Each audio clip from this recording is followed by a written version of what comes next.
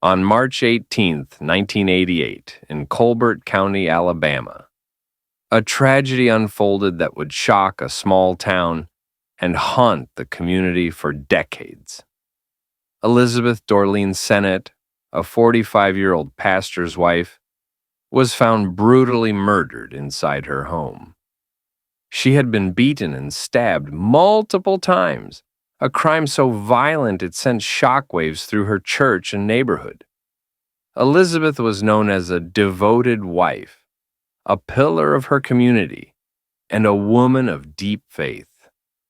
She dedicated her life to her family, her parishioners, and her church. Her kindness and commitment made her well loved by all who knew her. But behind closed doors, a dark plan was brewing.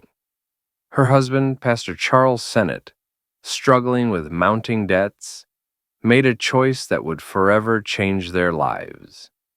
He hired a man to kill his wife, setting in motion a murder-for-hire plot that would ultimately involve two young men, including 23-year-old Kenneth Eugene Smith. The plot was discovered before it could fully unravel. As investigators closed in, Pastor Sennett took his own life, leaving those he had hired to face justice.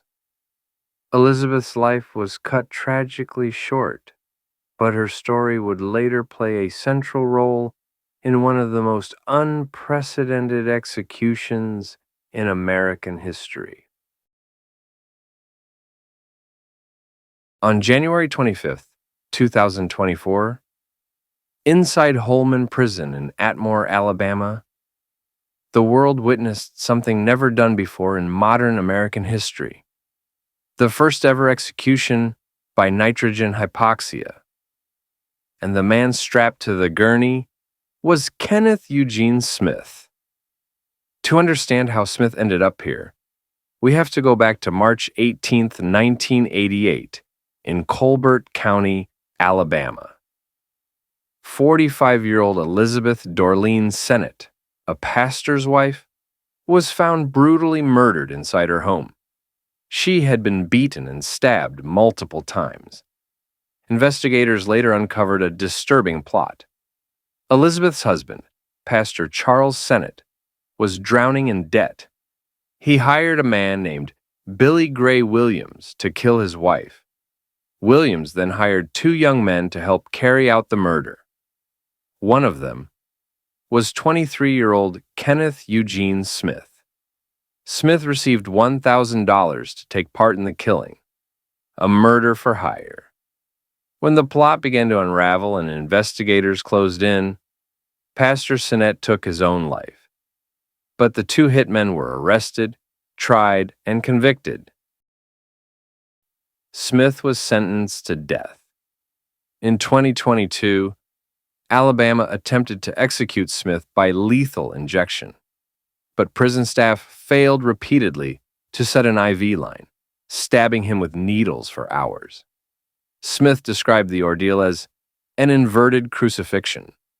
After surviving that botched execution, Alabama gave death row inmates a choice: lethal injection or nitrogen hypoxia.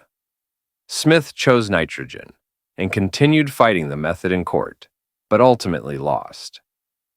7:53 p.m. The curtains to the witness room opened. Smith lay strapped to the gurney, arms extended in a crucifix position. A full-face respirator mask covered his face, connected to a tube coming through a hole in the wall. 4 witnesses stood watching. Despite the moment, Smith lifted his head, looked at his witnesses, and through the mask, he signed, "I love you." He even smiled. 7:55 p.m. Last words. His voice was muffled by the mask, but witnesses heard, "Tonight, Alabama caused humanity to take a step backward. Thank you for supporting me. I love all of you." 7:57 p.m. Gas begins. A staff member checked the mask's seal. Then, the nitrogen began flowing. For the next 4 minutes, Smith's body reacted violently. He writhed and convulsed. He gasped deeply for air. His eyes rolled back, his fists clenched. The gurney shook. Reverend Jeff Hood, standing nearby, made repeated signs of the cross, wiping tears from his face. Smith appeared fully conscious during the onset. 8:02 p.m. Smith finally appeared to lose consciousness. Sat awake in his cell. He was 58 years old and had spent more than half his life on death row. He ate his last meal, led Smith into the chamber. He was strapped to the gurney, restraints tight across his wrists, ankles, and chest. A full face mask was sealed over his head. Behind glass, witnesses filed in, including members of Elizabeth's family. When asked for his final words, Smith spoke clearly. Tonight, Alabama causes humanity to take a step backwards. Thank you for... Standing nearby, made repeated signs of the cross, wiping tears from his face. Smith appeared fully conscious during the onset. 8:02 p.m. Smith finally appeared to lose consciousness. His chest stopped moving, then restarted with deep, involuntary gasps. Moisture, tears, or saliva smeared the inside of the mask. 8:06 p.m. The gasping slowed. 8:07 p.m. Kenneth Eugene Smith took his final breath. 8:15 p.m. The curtains closed. After the execution, Alabama Corrections Commissioner John Q. Hamm defended the process, saying, "Smith's reactions were nothing out of the ordinary. He appeared to hold his breath and struggle against the restraints. This was expected." The nitrogen continued flowing for a total of 15 minutes. This was the first execution of its kind, one that raised global questions about cruelty, ethics, and the future of capital punishment.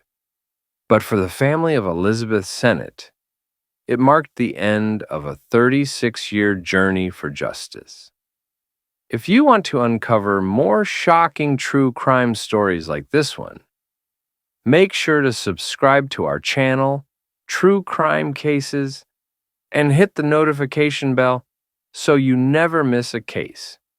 Every week, we dive deep into murder mysteries, chilling crimes, and real-life investigations, all told with the facts that matter. Subscribe now and stay in the know.